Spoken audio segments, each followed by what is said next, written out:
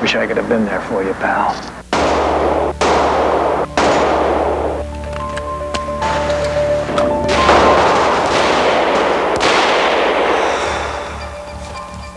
In the movie, Clint Eastwood plays a veteran agent who understands that someday he may be called upon to make the ultimate sacrifice. But how do you train a person for that type of physical and emotional commitment? Most people, when they hear a gunshot, their first impression is to flinch or to get out of the way. Ours is just the opposite. We're going to do one of two response that's not normal. It's to stand up. And it's so driven into you because of your training and what's going on. And more training.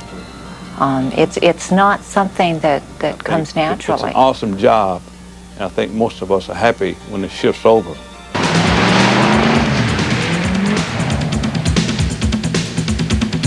The extensive training received by the Secret Service agent starts right here at the Federal Law Enforcement Training Center, Glencoe, Georgia. Forward, down! Protection is only one of the various duties performed by the Secret Service. Like all other federal law enforcement agencies, the Secret Service embraces a wide spectrum of duties that begins with a firm grounding in investigative techniques. Since many of these future federal agents will work on undercover assignments, their identity is hidden on this footage of their training exercises. The basic training that a Secret Service agent receives here would lay the foundation for the sort of agency-specific mission, the esprit de corps, the commitment that that agent would have to the service itself as well as to the mission of the service.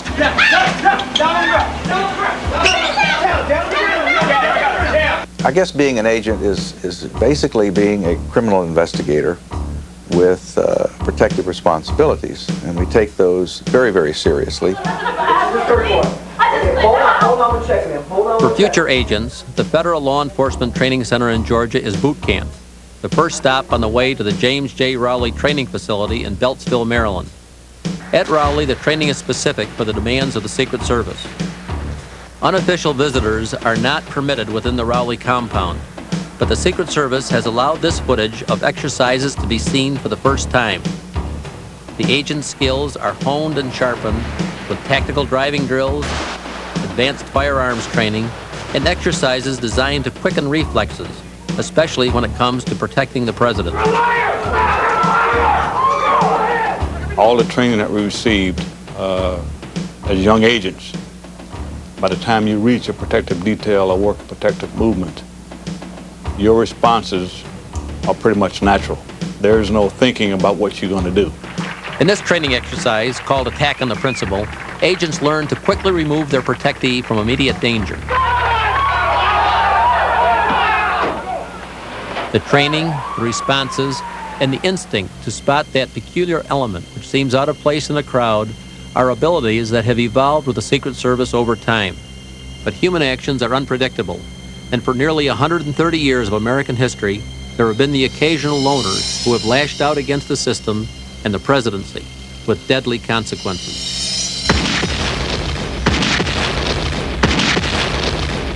April 14th, 1865, is a date that changed America forever.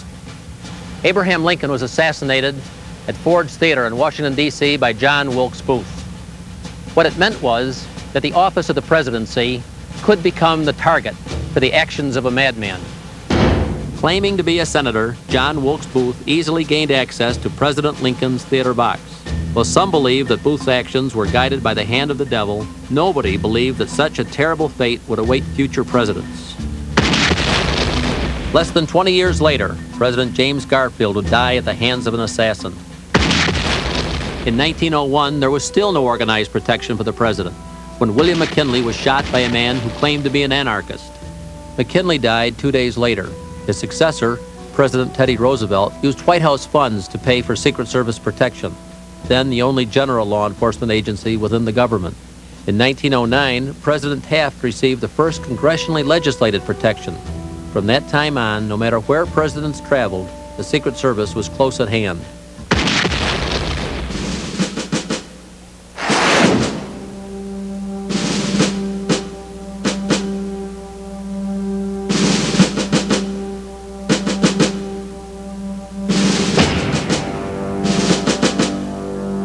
We lost the president. But how did I feel? Well, I felt we were responsible. And I think a lot of agents felt we're responsible. And we never forgot it.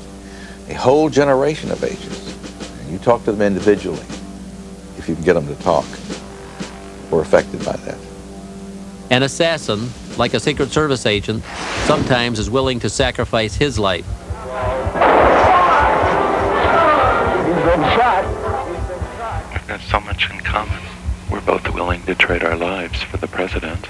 I think it's quite simply put, anyway, by what he says about what Kennedy himself said about an assassin, which is all you have to do is be willing to trade your life for his.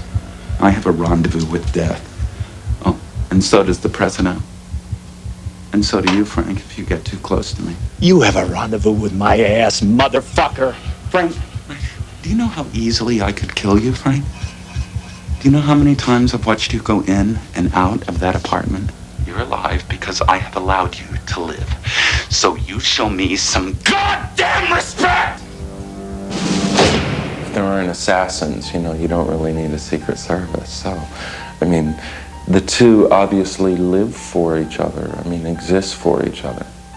He's sort of a counterpart to Horrigan, and he's had a lot of problems, but he's actually become psychotic.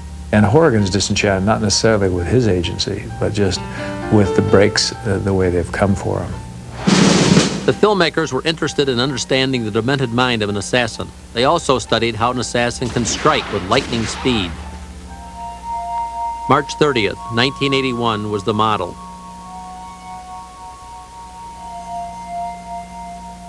I heard 2 shots, followed by a small gap in time, and then 4 quick shots. At the first shot is sort of a startle effect, but that starts the game in the Secret Service, if you can call it a game. It's a deadly game. But all those shots were fired in 1.48 seconds, all of them. We had him in the car and the door shut in 3 seconds. I was in on top of him, told the driver to leave. So within 9 seconds, we were really moving away from the scene in an armored car. The point is not to reopen the door. The point is to cover and evacuate. That may be unmacho, but that's what you've got to do when you're working that perimeter. Jerry Parr was among several agents credited with saving President Reagan's life. Metropolitan Police Officer Thomas Delahanty was hit, as was Presidential Press Secretary James Brady. Secret Service agent Tim McCarthy was also shot in the line of duty. And in slow motion, you see one agent, in particular, Agent Tim McCarthy, do a textbook version of what an agent is supposed to do. He turns his body directly broadside into the bullet. He actually takes a bullet in his stomach and falls over. And I think there are very few type of people who have any kind of sensibility to do something like that. And I think it's incredibly impressive. You have not the feeling that they're just doing that kind of bodyguard job. They are highly trained people, and to take care that not a disaster comes to this country, and be kind of really ready to be a hero and sacrifice your life. That's something for me very American. This guy's gonna make a try, and I've got to be there. I'll have my day in the sun. Why is it everyone who ever knew you said that you're a sick son of a bitch? That president is coming home in a bucket.